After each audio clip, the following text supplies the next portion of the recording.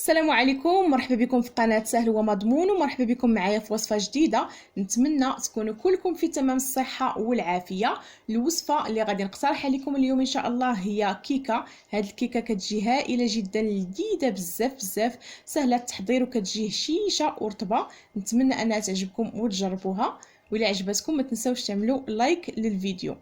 ولا كنتوا اول مره كتدخلوا القناه سهل ومضمون، وبطبيعه الحال الا عجبتكم ما تنساوش تشتركوا معايا وتفعلوا زر الجرس باش توصلوا دائما بكل ما هو جديد. على بركه الله نخليكم مع المقادير والطريقه وفرجه ممتعه. بسم الله، هادو هما المقادير ديال الكيك. غادي نحتاجوا ان شاء الله لثلاث بيضات، كاس ديال العنبه من السكر الخشن او سكر سنيده، كاس ديال العنبه ما عامرش مزيان من الزيت النباتيه. ممكن تعمروا الكاس الا بغيتوا، يعني تعملوا بحال السكر الخشن. عندي هنا عصير ليمونه حامضه، انا عملت عصير ليمونه حامضه متوسطه. هنا عندي 2 معالق كبار او تقريبا 16 غرام من اللوز مطحون. ما كنحمروش، كنطحنو بالقشره ديالو. ملي كنطحن واحد الكميه، يعني واحد الكميه صغيره بزاف، كتعطيني 2 معالق. عبرتهم ولقيت فيهم تقريبا 16 غرام. هنا عندي كيس واحد من سكر الفانيلا. القليل من الملح دائما ضروري كنعملوه في اي حاجه.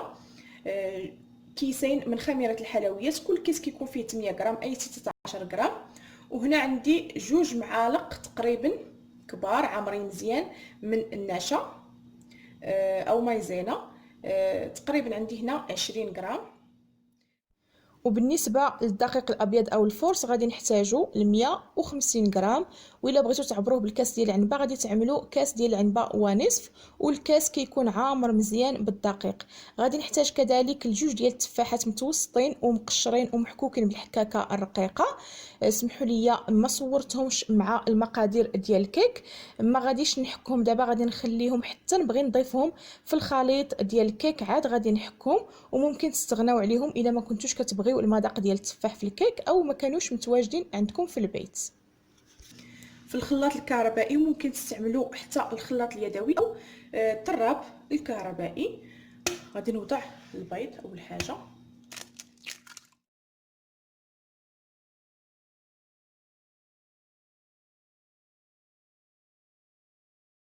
نضيف عليه السكر وغادي نخلطو مزيان. من بعد ما خلطتهم مزيان في الخلاط الكهربائي غادي نضيف اللوز مطحون، سكر الفانيلا، الملح، وعصير الليمونه الحامضه. صافي غادي نعاود نخلطهم جيدا. من بعد ما عاودت خلطتهم مزيان مع بعضهم غادي نضيف الزيت النباتيه ونعاود نرجعهم للخلاط يتخلطوا. صافي دابا غادي نوضعوا هذا الخليط في شي انيه اخرى.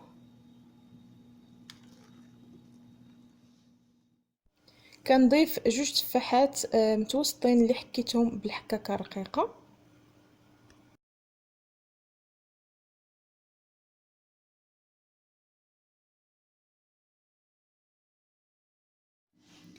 هنا غادي نضيف النشا،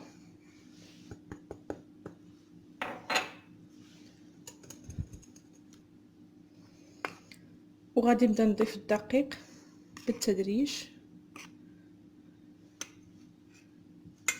نضيف خميره الحلويات،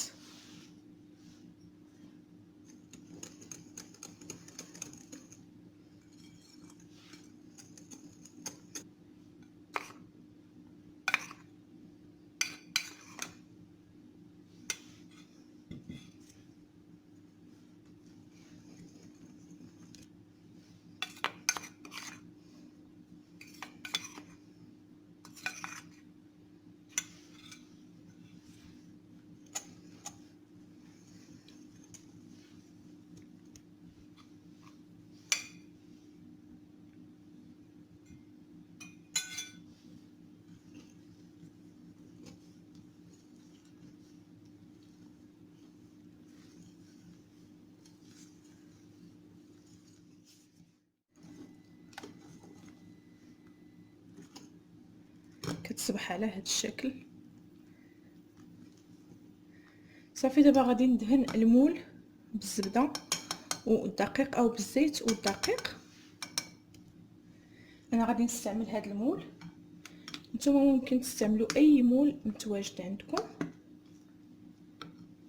صافي غادي نهز يديا هكا الفوق وغادي نخوي فيه الخليط ديال الكيك. انا غادي نزين بالتفاح اللي قطعته هكا مرصويات صغار عشوائيين. غادي نخرج على العاده اللي كيف ما موالفين كنعملوا تفاح شرائح، انا غادي نعملهم غير هكا.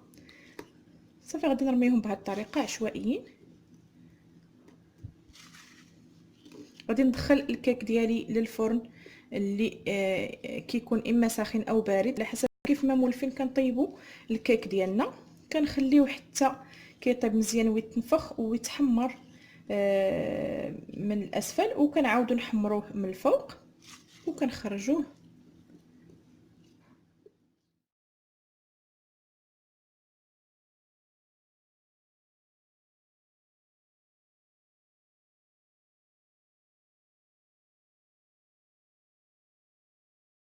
بالنسبه للتفاح عملت 4 ديال التفاحات متوسطين، 2 عملتهم في الخليط و2 قطعتهم مرصويات وزينت بهم فوق الكيكه كيف ما شاهدتوا.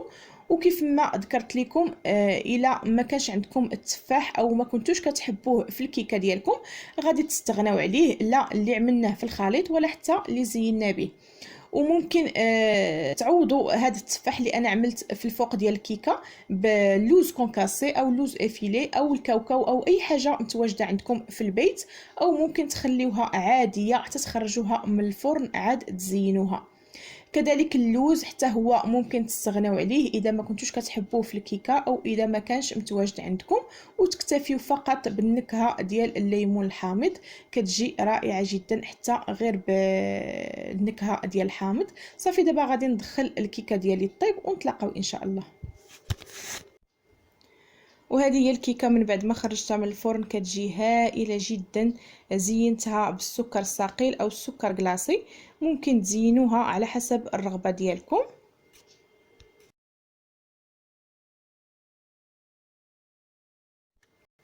شوفوا كيفاش كتجي خفيفه ورطبه بزاف. غادي نقطع لكم طريف تشوفوا كيفاش كتجي من الداخل. كتجي رائعه جدا، هشيشه وخفيفه ورطبه ولذيذه بزاف بزاف بالنكهات اللي ضفنا ليها. نتمنى انها تعجبكم وتجربوها.